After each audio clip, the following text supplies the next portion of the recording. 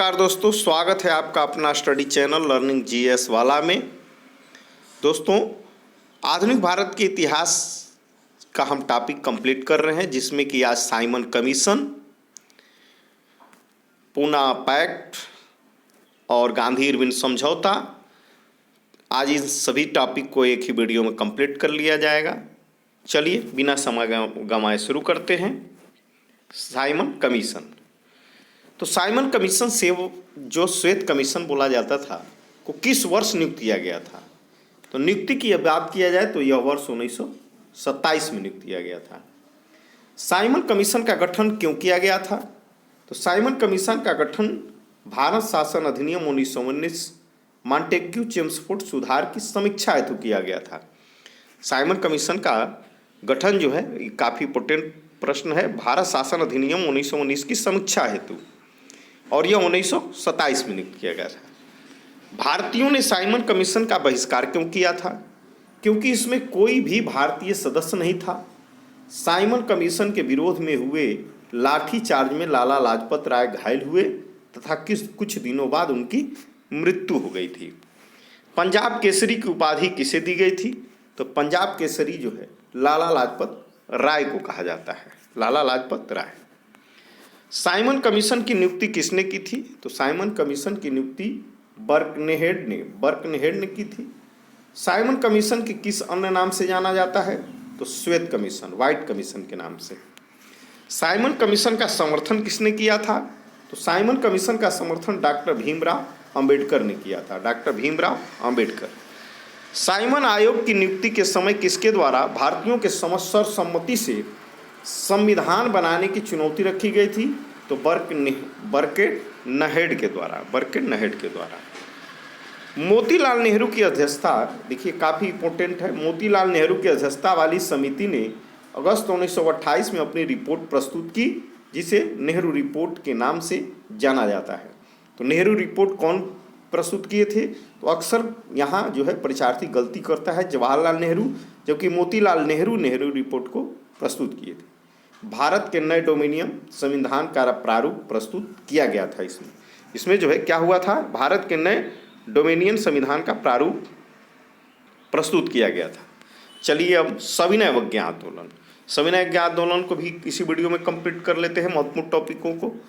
कांग्रेस के किस अधिवेशन में कार्यकारी कमेटी का सविनय अवज्ञा आंदोलन प्रारंभ करने का अधिकार दिया गया था? तो सविनय अवज्ञा आंदोलन प्रारंभ करने का जो अधिकार दिया गया था वो लाहौर अधिवेशन में दिया गया था, लाहौर अधिवेशन।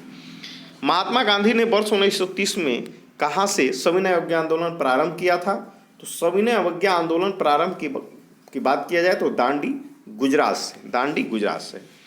सविनय अवज्ञा आंदोलन के अंतर्गत गांधी जी अपने 78 अनुयायियों के साथ 12 मार्च 1930 को साबरमती आश्रम से यात्रा प्रारंभ की तथा 6 अप्रैल 1930 को दांडी पहुंचकर यात्रा समाप्त की थी। इस यात्रा को ही दांडी मार्च कहा जाता है। ये काफ़ी इंपॉर्टेंट लाइन है सभी। नमक सत्याग्रह के समय गांधी जी के गिरफ्तार हो जाने के बाद आंदोलन के नेता के रूप में उनका स्थान किसने लिया? तो अब्बास तैयब जी ने लिया था, अब्बास तैयब जी। गांधी जी ने किस विदेशी पत्रकार को दांडी मार्च के समय अपने साबरमती आश्रम में ठहराया था? तो बेब मिलर। महात्मा गांधी धरासना नमक गोदाम पर कांग्रेस कार्यकर्ताओं के धावे के समय किस स्थान पर थे? तो ये उस समय यरवदा जेल में थे, यरवदा जेल में। खान अब्दुल गफ्फार खान ने लाल कुर्ती आंदोलन प्रारंभ किया था। तो लाल कुर्ती आंदोलन किसने प्रारंभ किया था? तो खान अब्दुल गफ्फार खान, जिसका मुख्य उद्देश्य अंग्रेजों को भारत से बाहर निकालना था। चलिए आगे चलते हैं। आचार्य विनोबा भावे किस आंदोलन में शामिल होने के कारण प्रथम बार गिरफ्तार हुए थे? तो प्रथम बार सविनय अवज्ञा आंदोलन में सम्मिलित होने पर गिरफ्तार हुए थे। गांधी जी ने सविनय अवज्ञा आंदोलन की सफलता के बाद रचनात्मक कार्यक्रमों को अत्यधिक महत्व दिया था। किस आंदोलन के दौरान गढ़वाल रेजिमेंट के सैनिकों ने प्रदर्शनकारियों पर गोली चलाने से इनकार कर दिया था? तो सविनय अवज्ञा आंदोलन में। वर्ष 1930 में अंग्रेज सरकार के विरुद्ध प्रसिद्ध पेशावर कांड का नायक कौन था? तो पेशावर कांड का नायक वीर चंद्र सिंह गढ़वाली थे।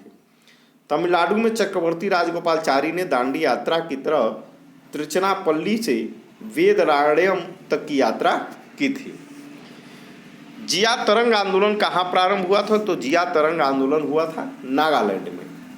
प्रभावती देवी किस क्षेत्र की स्वतंत्रता संग्राम सेनानी थी? चंपारण, बिहार से थी प्रभावती देवी। बेगूसराय के चौकीदार टैक्स के विरुद्ध आंदोलन किस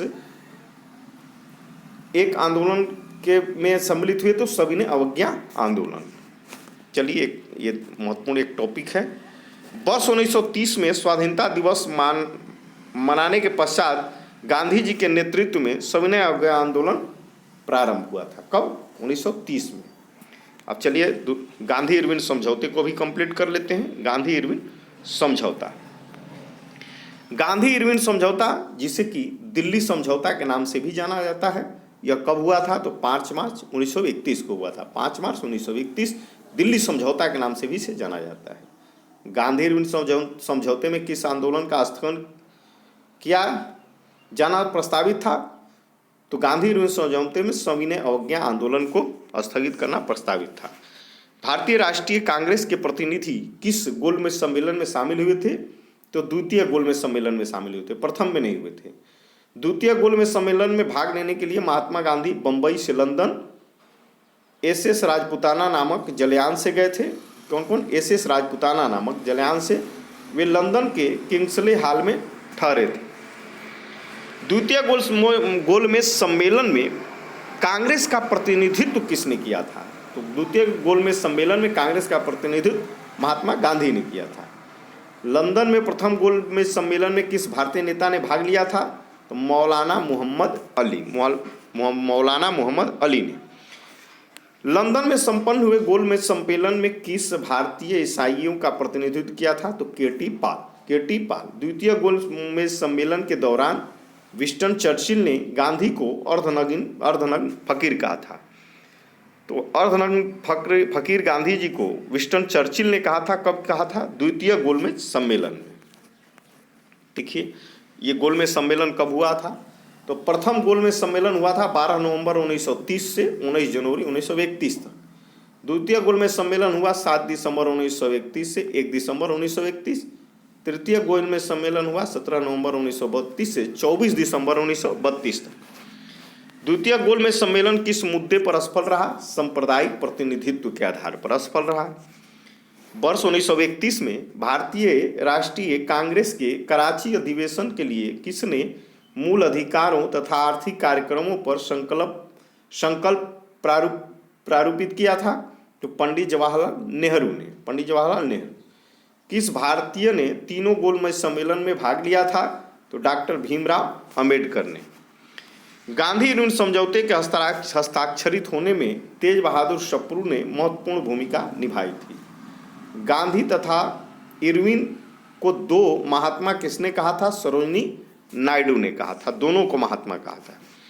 गांधी इरविन समझौते को कांग्रेस के किस अधिवेशन में स्वीकार किया गया था? तो कराची अधिवेशन 1931 में गांधी इरविन समझौते को स्वीकार किया गया था। चलिए सांप्रदायिक पंचायत एवं पूना पैक्ट के भी महत्वपूर्ण तथ्यों को इसी में कंप्लीट कर लेते हैं। सांप्रदायिक पंचायत की घोषणा किसने की थी? रैमजे मैकडोनाल्ड ने। तत्कालीन ब्रिटिश प्रधानमंत्री थे उस समय। हरिजनों दलितों के लिए अगस्त 1932 में रैमजे मैकडोनाल्ड ने सांप्रदायिक पंचायत के द्वारा पहली बार एक पृथक निर्वाचन समूह की घोषणा की थी।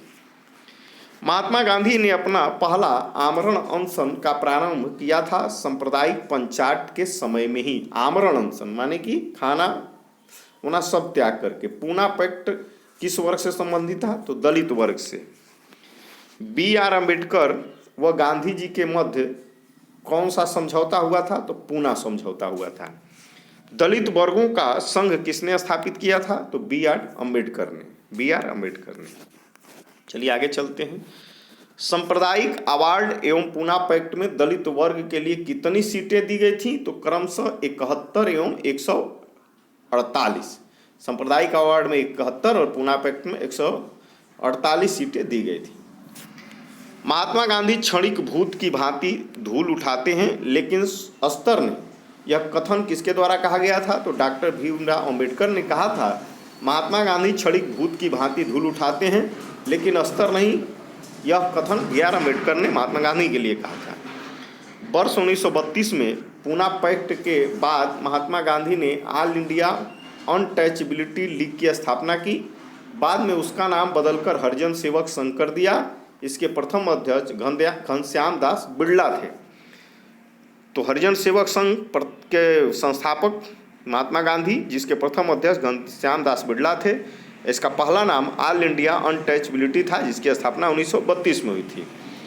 पूना समझौता के बाद गांधी जी ने दलितों के उत्थान के लिए किस संस्था का स्थापना किया था? तो हरिजन सेवक संघ। वर्ष 1936 में इंडिपेंडेंट लेबर पार्टी की गठन किसके द्वारा किया गया था? तो इंडिपेंडेंट लेबर पार्टी की स्थापना 1936 में डॉक्टर भीमराव अंबेडकर के द्वारा किया गया था। दलित समुदायों को सर्वप्रथम हरिजन शब्द से किसने संबोधित किया था? तो दलितों को सर्वप्रथम हरिजन कहने वाले व्यक्ति थे महात्मा गांधी। चलिए, विंस्टन चर्चिल सहित अनेक ब्रिटिश नेताओं ने गांधी इरविन समझौते का विरोध किया था। तो चर्चिल भी गांधी इरविन समझौते का विरोध किए थे। तो दोस्तों, आज का एक इम्पोर्टेंट टॉपिक कंप्लीट होता है। वीडियो पसंद आया हो तो लाइक ज़रूर करें दोस्तों, कमेंट करें और चैनल को सब्सक्राइब करें और दोस्तों में शेयर करें। थैंक यू दोस्तों, धन्यवाद।